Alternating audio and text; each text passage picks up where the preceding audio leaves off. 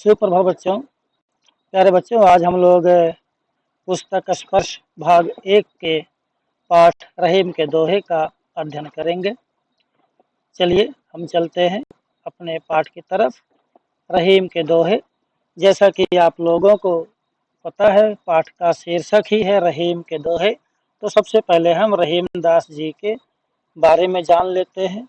किसी भी पाठ को पढ़ने से पहले शीर्षक पर चर्चा करना इसलिए आवश्यक हो जाता है क्योंकि आपको पता है कि शीर्षक पूरी ही रचना का एक केंद्र होता है। इसलिए रहीम दास के दोहे को पढ़ने से पहले हमें रहीम दास जी के बारे में और उनके व्यक्तित्व के बारे में जानना आवश्यक हो जाता है।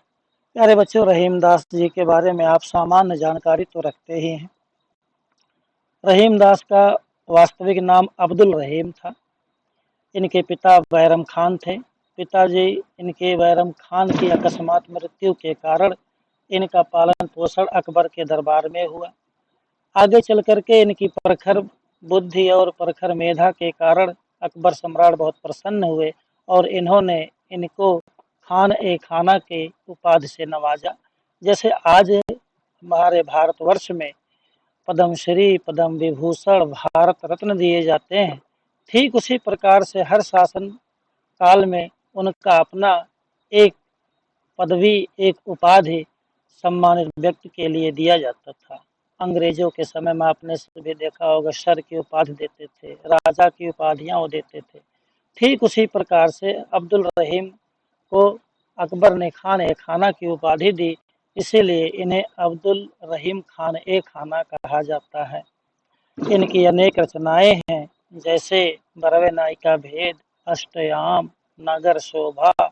तमाम ऐसी इनकी रचनाएं आपको पढ़ने को मिलेंगे। प्यारे बच्चों, इनके जो नीति परक दोहे हैं वह बहुत ही मानव जीवन का पथ प्रदर्शित करते हैं। अब्दुल रहीम जी का जो जीवन था वह फर्श से अर्श और अर्श से फर्श तक का रहा है। जब हम कहते हैं कि फर्श से अर्श का मतलब होता है नीचे से, निम्न से ऊपर की तरफ आगे बढ़ना, और जब कोई यह कहे कि अर्श से फर्श पर, तो वह ऊपर से नीचे की तरफ आना होता है। जैसे पहले कोई बहुत गरीब हो और आगे चल कर के बहुत अमीर हो जाए तो उसे कहेंगे फर्श से अर्श पर। और जब वह बहुत अमीर हुआ करता था लेकिन आज उसके पास कुछ नहीं है तो वह अर्श से फर्श पर आ गया। तो इनके जीवन में भी यह विडंबना भरी पड़ी रही थी। यह दरबारी कवि थे, इनके पास धन संपदा की कमी थी नहीं, और कहा जाता है अब्दुल रहीम अपने समय के, अपने समकालीन वह बहुत ही बड़े दानी थे। ये दान देने में कभी संकोच नहीं करते थे। लेकिन एक दिन ऐसा भी आया जब ये दाने दाने को भी मोहताज हो गए। अर्थात कहने का भाव यह है, इनका जीवन पूरा उतार और चढ़ाव से भरा रहा है।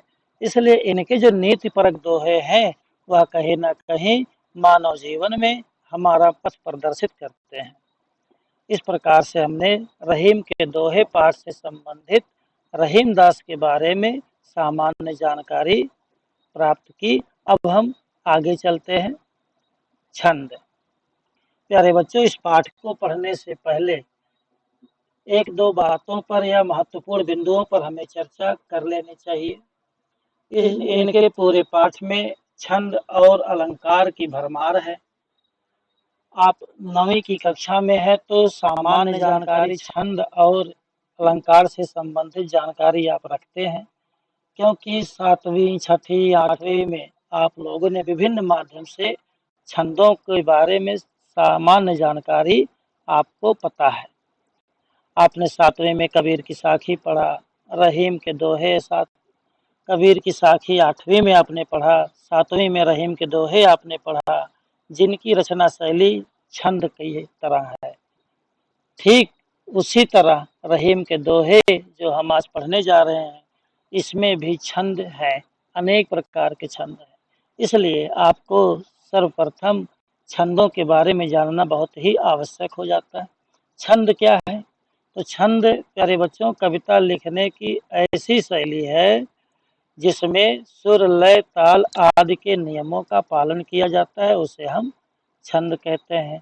ऐसी कोई भी सुर लय ताल आदि के नियमों का पालन हो उसे कहते हैं छंद। अब छंद अनेक प्रकार के होते हैं। दोहा, सोरठा, सवैया, चौपाई, इंद्र वज्रा, उपेंद्र वज्रा, है ना। ऐसे तमाम छंद आपको मिलेंगे।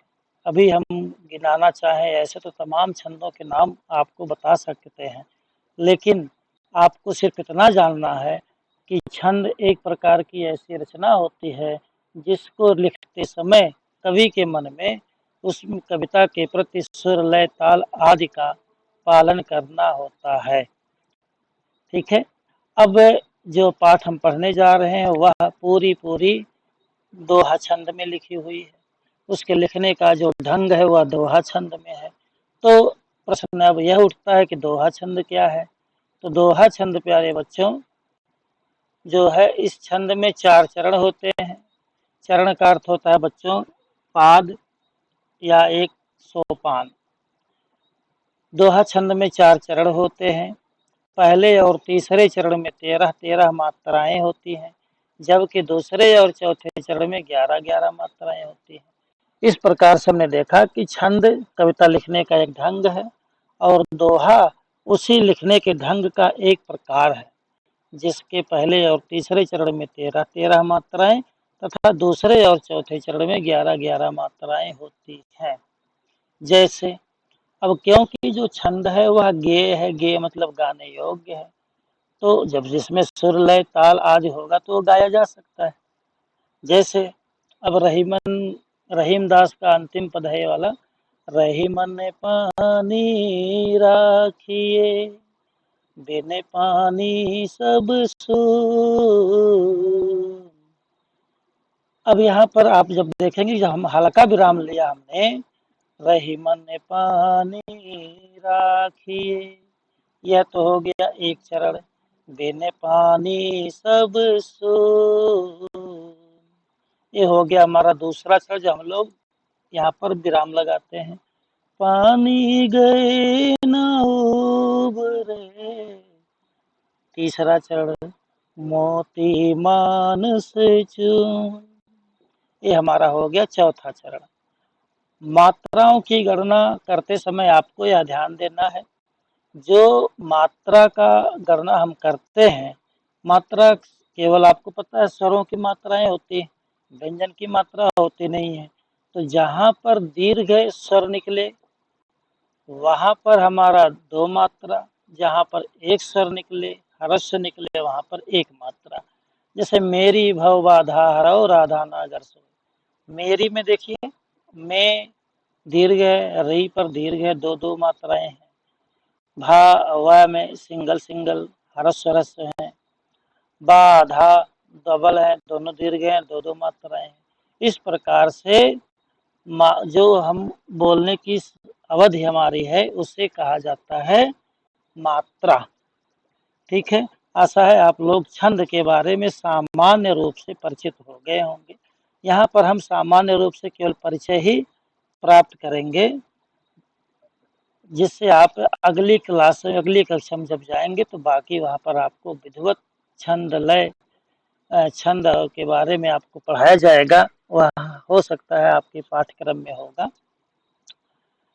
दूसरा जो हमारा महत्वपूर्ण बिंदु है वह है बच्चों अलंकार। अलंकार क्या है? अलंक्रियते अनेन इति अलंकार, जो अलंकृत करे सजाए वही अलंकार है। परिभाषा क्या है? कविता के सौंदर्य को बढ़ाने वाले तत्वों को अलंकार कहते हैं, अर्थात कविता की सुंदरता को जो बढ़ाते हैं उसे हम अलंकार कहते हैं। जैसे हम लोग अपने सौंदर्य को निखारने के लिए अनेक सौंदर्य प्रसाधनों का प्रयोग करते हैं, ठीक उसी प्रकार से कवि लोग अपनी कविता को सुंदर बनाने के लिए अनेक प्रकार के अलंकारों का प्रयोग करते हैं। जैसे आपने देखा है, पानी पर रात को हाथ छुइयो नहीं, नैनन नहीं जल सो पग धोए। नरोत्तम दास जी का यह पद कितना मनोरम है। क्यों है? क्योंकि उन्होंने छंद में लिखा है, सवैया छंद है और सवैया छंद सभी छंदों में सबसे अच्छा है। तुलसीदास ने दोहा चौपाई पद्धति को अपनाया है, दोहा और चौपाई दोनों को मिला के। ठीक उसी प्रकार से कविता में जो कवि लोग होते हैं वह इस प्रकार से लिखते हैं कि पढ़ने वाला भाव विभोर हो जाए। अब अलंकार के बारे हम देख लेते हैं, जो हमें महत्वपूर्ण दो अलंकार लगे उसको हम यहाँ पर चर्चा करना चाह रहे हैं। जैसे अनुप्रास अलंकार है, जिस पंक्ति में एक ही वर्ण या एक से अधिक वर्ण, कोई एक वर्ण हो या एक से अधिक वर्ण हो, एक से अधिक बार आए, अर्थात कोई वर्ण चाहे वह एक वर्ण हो या दो वर्ण हो, वह एक से अधिक बार जिस पंक्ति में आएंगे वहां पर होगा अनुप्रास अलंकार। दोहे में है, एक साधे सब सधे, सब साधे सब जाए। तो यहाँ पर क्या हुआ, यहाँ पर यही है कि एक के साधने से ही सब सध जाता। देखिए यहाँ पर साधे साधे सब सधे, सब साधे सब जाए, ये क्या है, अनुप्रास अलंकार है। आप लोगों ने गाना सुना होगा, चंटू के चाचा ने चंटू की चाची वाला, या खड़क सिंह के खड़कने से खड़कती हैं खिड़कियां वाला। अब जैसे साहित्यिक रूप से देखा जाए तो यहाँ पर क्या है, साहित्यिक रूप से बहुत से एग्जाम्पल मिल जाएंगे। मुदित महीपत मंदिर आए, सेवक सचिव सुमंत्र बुलाए।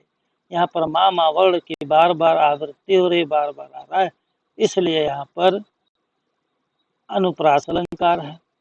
एक अलंकार है श्लेष अलंकार, जिसमें जिस पंक्ति में एक ही शब्द का एक से अधिक अर्थ निकलता है वहां पर श्लेष होता है। अनुप्रास में हमने देखा था कि वहां तो वर्ण आएगा और वह केवल एक से अधिक बार आएगा, वह होगा हमारा अनुप्रास अलंकार। लेकिन यहाँ पर थोड़ा सा अलग है, यहाँ पर कोई एक शब्द होगा और उस शब्द का अर्थ अनेक निकलेगा। जैसे रहीमन पानी राखिए बिन पानी सब सोन, पानी गए न उबरे मोती मानुष चून। यहाँ पर पानी शब्द का जो अर्थ है वह तीन अर्थ होता है। कैसे, मोती के अर्थ में पानी का मतलब होता है, अर्थ होता है चमक, अर्थात जब तक मोती की चमक है तभी तक उस पे लोगों का ध्यान जाता है। एक पानी का मतलब है मान सम्मान, व्यक्ति के लिए मान सम्मान बहुत बड़ी बात है। और एक शब्द है जल, जो जल है वह किसका है, तो वह चूने के लिए है जल। अर्थात जब कोई शब्द एक से अधिक बार आता है और वह अनेक अर्थ रखता है तो उसे हम श्लेष अलंकार कहते हैं। चरण चरण धरत चिंता करत चितवत चारहु ओर, सुबरन को खोजत फिरत कवि व्यभिचारी चोर। यहाँ पर सुबरन भी सुंदर रंग की स्त्री, सुंदर रंग, सुंदर मतलब स्वर्ण। तो इस तरह से अलंकार और छंद के बारे में आप लोगों को सामान्य जानकारी हमने देने का प्रयास किया। अब चलिए हम चलते हैं अपने मूल पाठ की ओर। मूल पाठ में है हमारा पहला वाला पद। अब जो क्योंकि यह एक गेय है, गाया जा सकता है, इसलिए इसे हम गा करके एक दोहे को बता देते हैं, जिससे आपको कविता है आप याद करेंगे, मन से पढ़ेंगे तो अवश्य ही यह आपके लिए आसान होगा। जैसे, रही मन धागा प्रेम का, मत तोड़ो चटका, टूटे से फिर ना मिले, मिले गांठ पर जा। अब यहाँ पर आपने देखा कि दोहा छंद है।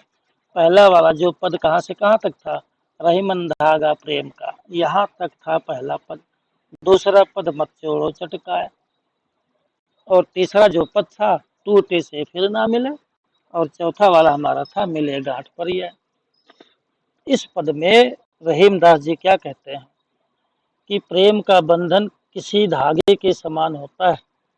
उस धागे को अचानक से किसी गलतफहमी, अविश्वास अथवा किसी प्रकार की मनमुटाव के कारण अचानक से नहीं तोड़ देना चाहिए। चटकाए का अर्थ होता है चटक जाना। चटकता तब कोई वस्तु है जब वो अचानक से गिरता है ना। तो चटकने का भाव नहीं आना चाहिए, और अगर आ गया तो फिर पहले जैसा प्रेम, पहले जैसा सम्मान, पहले जैसा मान नहीं रहेगा। क्यों?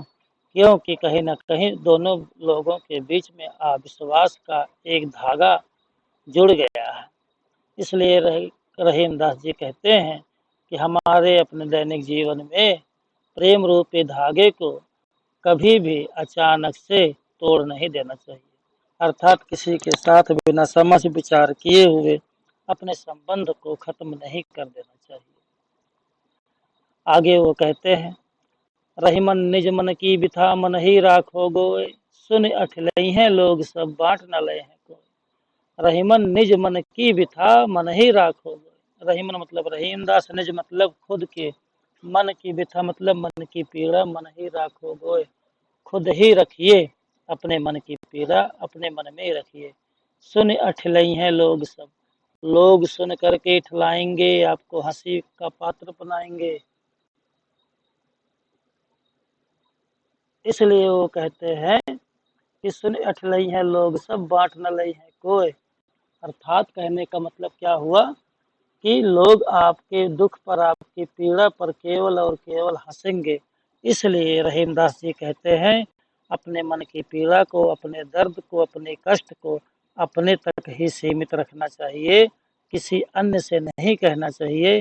क्योंकि अन्य लोग तो केवल सुन करके आपका हंसी उड़ाएंगे, आपको हंसी का पात्र बनाएंगे, जबकि कोई भी आपके दुख, आपकी पीड़ा, आपके कष्ट को बांटने नहीं आएगा। आशा है आप लोगों को पद संख्या 1 और 2 दोनों समझ में आ गया होगा। अगला है 3 और 4। एक साधे सब सधे, सब साधे सब जाए, रहीमन मोलहि सींचिबो, फूले फले अघाए।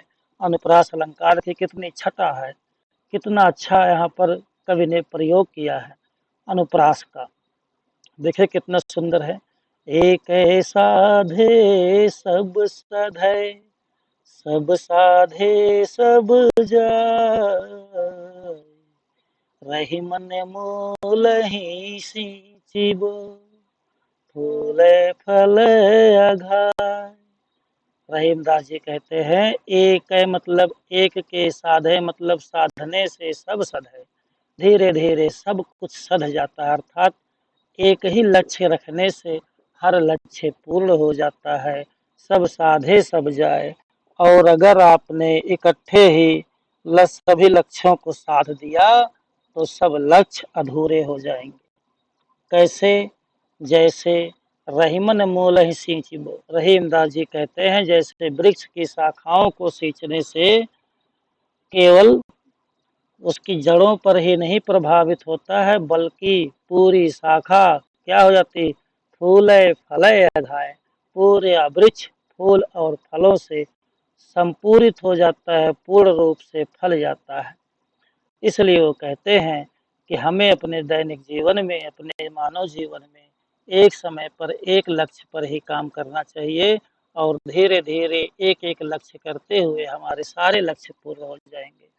ठीक वैसे ही जैसे मूल के जड़ में पानी देने से वृक्ष के सारे शाखाएं, सारे फूल खिल जाते हैं और फिर उस पर फल लग जाते हैं।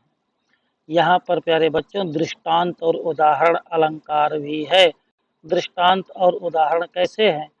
वृक्ष का और मूल का जो यहाँ पर सामंजस्य रहीमदास जी ने दिखाया है, वह क्या है? एक प्रकार का दृष्टांत है, एक प्रकार का उदाहरण ही तो है।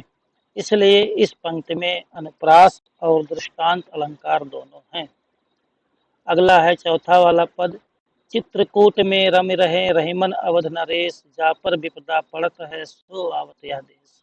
रहीमदास जी कहते हैं, चित्रकूट में रम रहे, रम रहना मतलब रमन करना, रहना। रहीमन अवध नरेश, रहीमदास जी कहते हैं अयोध्या, अवध मतलब अयोध्या, नरेश मतलब राजा, नरों के ईश हैं जो नरेश। नर मतलब आदमी, मानव के जो ईश होता है उसे नरेश कहते हैं। लेकिन यहाँ पर कौन नरेश है? अयोध्या के नगरवासियों के जो नरेश हैं। जा पर विपदा पड़त है, जा पर मतलब जिस पर विपदा मतलब विपत्ति पड़ती है, सो आवत यह देश, वही यह देश में आता है। भाव क्या है? आप सभी को पता है, रामायण ग्रंथ में उद्धृत है कि राम जी को 14 वर्ष का वनवास मिला था और वनवास की कुछ अवधि को उन्होंने चित्रकूट में रहे बिताया था। चित्रकूट घनघोर वनों से ढका हुआ है। जैसे आप सुनते होंगे अमेजोन के जंगल, एकदम से कहते हैं वहां पर आप नीचे नहीं दिखाई देता, इतना घनघोर वन है। चित्रकूट भी घनघोर वनों से आच्छादित था। वहां पर आदमी रहे, मनुष्य कैसे रह सकता है? लेकिन नहीं, जा पर विपदा पड़त है, सो आवत यह देश। जिस पर विपद पड़ती है, वह ऐसी जगहों पर भी रहने के लिए विवश होता है जहां मानवों के रहने का स्थान नहीं है। प्यारे बच्चों, इस दोहे में रहीम दास जी अपने विपत्ति के समय को याद करते हुए वो कहते हैं, चित्रकूट में रहना तो कोई बड़ी बात नहीं है, लेकिन चित्रकूट जिस प्रकार से घनघोर वनों से आच्छादित है, ढका हुआ है, घनघोर वनों की भूमि है, वहां पर कोई व्यक्ति सुख में नहीं आता। यह तो समय की फेर है, समय का तकाजा है कि जिस पर विपद पड़ती है वही ऐसे स्थानों पर रहने आता है। आशा है आप लोगों को पद संख्या 3 और पद संख्या 4, इसमें दोनों ही पद आपको समझ में आ गया होगा। इसमें भी काव्य सौंदर्य वही है, ब्रजभाषा है, अवधि है और इसमें अनुप्रास अलंकार का भी प्रयोग कवि रहीमदास जी ने किया हुआ है। पद संख्या 5 और 6, दीर्घ दोहा अर्थ के आखर थोरे आही, ज्यों रहीम नट कुंडली सिमट कूद चढ़ी जाए। प्यारे बच्चों, दीर्घ मतलब दीर्घ, दोहा मतलब आपको पता है दोहा, अर्थ मतलब अर्थ के, आखर मतलब अक्षर, आखर तद्भव है अक्षर का, थोड़े मतलब थोड़े से, आही मतलब आते हैं। अर्थात दीर्घ दोहे के अर्थ आखर थोड़े आए। अक्षर तो थोड़े होते हैं लेकिन दोहे का अर्थ दीर्घ होता है, बहुत बड़ा होता है। कैसे? ज्यों रहीम नट कुंडली सिमट कूद चढ़ी है। ज्यों रहीमदास जी कहते हैं कि जिस प्रकार से नट, प्यारे बच्चों नट क्या होते हैं? नट मनुष्यों का मनोरंजन करने के एक पात्र होते थे, नाटकों में होते थे। लेकिन सामान्य रूप में आप लोगों ने देखा होगा कि कलाबाजी करते हैं, कोई कोई व्यक्ति क्या करते हैं, दो साइड पर पोल लगा देंगे, एक रस्सी उस पे बांध देंगे और वो क्या करेंगे, एक लाठी के सहारे इस पर रस्सी से इस सिरे से उस सिरे तक को आते जाते हैं। इस व्यक्ति को कहते हैं नट। अब वहां पर क्या अर्थ है? कहते हैं कि यह वैसे ही होता है जैसे नट की कुंडली होती है। नट अपनी कुंडली में सिमट कर तरह तरह के विस्मयकारी करतब दिखा देता है। अर्थात जो नट होता है वह ऐसे ऐसे करतब दिखाता है जो सामान्य व्यक्ति को लगता ही नहीं कि अच्छा ऐसा भी हो सकता है। आपने अपने चौराहों पर भी कहीं देखा होगा कि लोहे के एक छल्ले जैसा होगा, उसमें दो छोटे बच्चे पार हो जाते हैं, वो नट का ही एक प्रदर्शन है। अगला दोहा है, धन रहीम जल पंक को लघु जिय पियत अघाय, उदधि बड़ाई कौन है, जगत पिया सो जाए। रहीमदास कहते हैं धनी मतलब धन्य है। कौन धन्य है? जल पंक, वह की पंक मतलब कीचड़, जल मतलब पानी, वह कीचड़ युक्त पानी भी धन्य है। को लघु पियत जिय, को लघु जिय पियत गाय, लघु मतलब छोटे, जी मतलब जीव, पियत मतलब पी करके, अगाय मतलब संतुष्ट हो जाते हैं। हे रहीमदास, हे सज्जनों, वह कीचड़ युक्त जल भी धन्य है जो छोटे छोटे जीवों को पानी दे करके उनके जीवन को सरल बनाता है। लेकिन उदधि बड़ाई कौन है? उदधि मतलब होता है समुद्र की बड़ाई कौन करे, जिसके दरवाजे से तो जगत पिया हो जाए। आपको पता है समुद्र का जल खारा होता है, उसे सामान्य रूप में पिया नहीं जा सकता। ठीक वही वो कहते हैं कि कीचड़ में पाया जाने वाला थोड़ा सा पानी ही धन्य है, क्योंकि उस पानी से कितने छोटे छोटे जीवों की प्यास बुझती है। परंतु सागर का जल विशाल मात्रा में होते हुए भी व्यर्थ होता है, क्योंकि उस जल से किसी की प्यास नहीं बुझती। इस प्रकार से 5वें और 6वें दोहे में रहीमदास जी कहते हैं कि मानव जीवन में तो अनेक कीर्तिमान स्थापित हो जाते हैं, लेकिन जिंदगी वही है जो छोटे छोटे लोगों के जीवन को सरल बनाए। एक बहुत ही प्रसिद्ध है मैथिली शरण गुप्त की, मनुष्य है वही कि जो मनुष्य के लिए जिए। अर्थात मानव धर्म ही वही है जो एक मानव दूसरे मानव के दुख दर्द में शामिल होता है। आशा है आप लोगों को पद संख्या 5 और 6 का भावार्थ समझ में आ गया होगा। पद संख्या 7 और 8। 7वां है, नाद रीझ तन देत मृग, नर धन देत समेत, ते रहीम पशु से अधिक, रीझे हो कछु न देत। रहीमदास जी कहते हैं, नाद मतलब ध्वनि, आवाज, रीझ मतलब प्रसन्न हो जाना, तन मतलब शरीर, देत मतलब देता है कौन, मृग, हरिण, नर धन देत समेत, नर मतलब मनुष्य, धन मतलब धन, देत मतलब दे देता है, समेत मतलब साथ में, ते मतलब वे, रहीम, पशु मतलब पशु से अधिक, रीझे हो कछु, रीझ करके भी, कछु मतलब कुछ, न देते नहीं देते। इस दोहे में रहीमदास जी कहते हैं कि हिरण किसी के संगीत से खुश हो करके अपना शरीर न्यौछावर कर देता है। कहा जाता है प्यारे बच्चों, कवियों की कल्पना है कि जो हरिण होता है वह बहुत ही संगीत प्रेमी होता है। वह संगीत में इतना खो जाता है कि उसका शिकार करने वाले शिकारी को भी वह ध्यान नहीं देता है, क्योंकि संगीत की मधुरता ही ऐसी होती है कि वह उसको अपने वश में कर लेता है। भाव यह है कि वह मृग जो है कितना बड़ा दानी है कि जिस पर प्रसन्न हो गया उस पर अपनी जान भी न्यौछावर कर दिया। बहुत से मनुष्य धन्य हैं जो अपना मन तो देते ही देते हैं, धन भी दे देते हैं अगर वह किसी के ऊपर खुश हो जाते हैं, किसी की कार्यों पर प्रसन्न हो जाते हैं।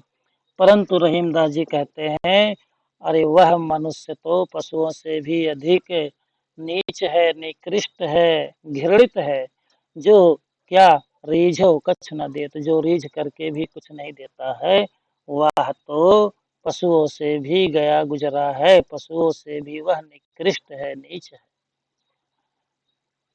आगे हम चलते हैं।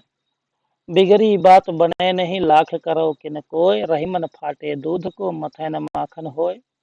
रहीमदास जी कहते हैं, बिगड़ी मतलब बिगड़ गई, बात मतलब बात, बने नहीं, बनती नहीं है, लाख करो किन कोय, लाख प्रयत्न कर लीजिए।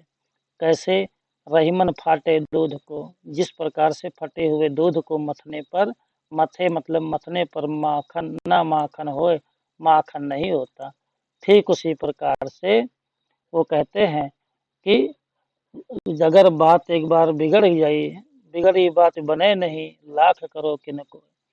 अगर एक बार किसी से आपकी बात बिगड़ जाती है, संपर्क टूट जाता है, तो फिर वह बात बनती नहीं है, आप चाहे जितना प्रयत्न कर लीजिए। कैसे, जैसे फटे हुए दूध को मथने पर मक्खन नहीं आता, उसी प्रकार अगर एक बार कोई बात बिगड़ जाती है तो वह दोबारा फिर नहीं बनती है। यहाँ पर भी अनुप्रास अलंकार, दृष्टांत अलंकार और उदाहरण अलंकार है। दृष्टांत अलंकार कैसे हुआ कि यहाँ पर एक उदाहरण दिया गया कि जिस प्रकार से फटे हुए दूध में को मथने पर मक्खन नहीं आता, यह एक उदाहरण है। ठीक वैसे ही बिगड़ी हुई बात को आप चाहे जितना प्रयास कर लीजिए, उससे आप बना नहीं सकते। इसलिए यहाँ पर अनुप्रास और दृष्टांत अथवा उदाहरण अलंकार हैं। अगला पद संख्या